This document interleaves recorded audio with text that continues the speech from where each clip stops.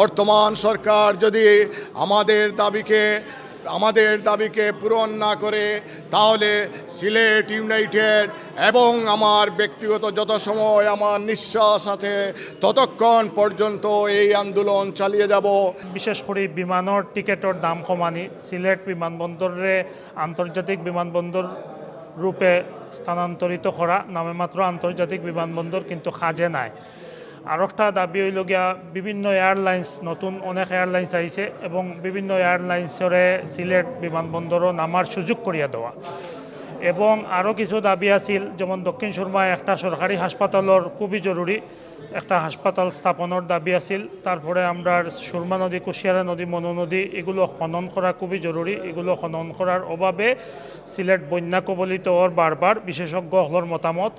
এবং আমরা প্রবাসী যারা, আমরা যে শুধুমাত্র রেমিটেন্স যোদ্ধা হইলে হইতো না, আমরা সহায় সম্পত্তিগুলো এই সরকারের কাছে অনুরোধ থাকবো তাই এটারে সেভ রাখতা। এবং ইদানিং দেখা যায় যে বিভিন্ন প্রবাসী হলরে মামলা থারাইয়া দেওয়া ওর এগুলো থেকে যেন বিরত থাকেন।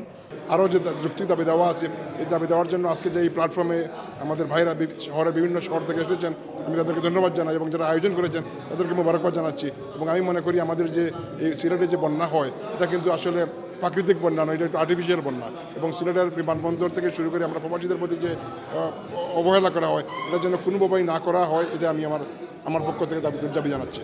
আসলে এই প্রতিটা দাবিগুলো কিন্তু যৌক্তিক, এগুলো আমাদের অনেক আগের প্রাণের দাবি।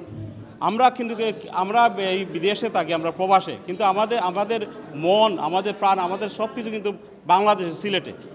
এবং বৃহত্তর সিলেটের যে মানুষের গণদাবি যেটা, যেন আমাদের স্পেশালি আমাকে একটু আগে এক ভাই বলেছেন যে আমাদের সিলেটে এয়ারপোর্টে যে হয়রানি, ঢাকা এয়ারপোর্টে যে হয়রানি, এই হয়রানিটা বন্ধ করতে হবে।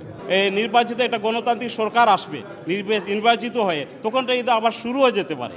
অতীতে আমরা দেখেছি 3 টার্মের সরকার ছিল, 2 টার্মের সরকার ছিল, কিন্তু শুরু থেকে যখন ভালো ছিল, কিন্তু পরবর্তীতে আবার এটা অন্যরকম হয়ে যায়। তো আমার কথা যে আজকে ডক্টর ইউনূস সাহেব ঢাকা এয়ারপোর্টে আমাদের ভিআইপি প্রবাসীদের যে ভিআইপি লাউঞ্জ করেছেন, আমি মনে করি এইভাবে ভিআইপি লাউঞ্জ আমাদের সিলেট এয়ারপোর্টে হোক, আমাদের দাবি এইটা। তখন আমাদের যে ছেলেমেয়েরা, আমাদের পরিবাররা, তারা উৎসাহী হয়ে যাবে। তারা যদি ওইখানে আমাদের ওইটা একটা সাহায্য সহযোগিতা যদি পায়, এটা দরকার। এই জন্য আমি বর্তমান সরকারকে আমি বলবো, আপনারা যতদিন থাকেন আমাদের আপত্তি নাই, কিন্তু আমাদের সিলেটকে অবহেলা করবেন না।